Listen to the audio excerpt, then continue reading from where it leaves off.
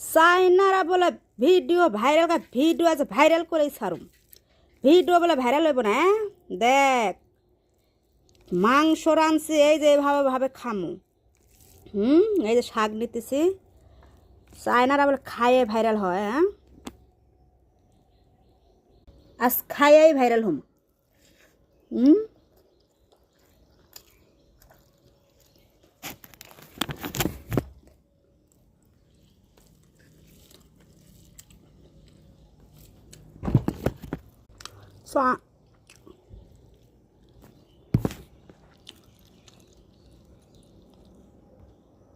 like করবেন না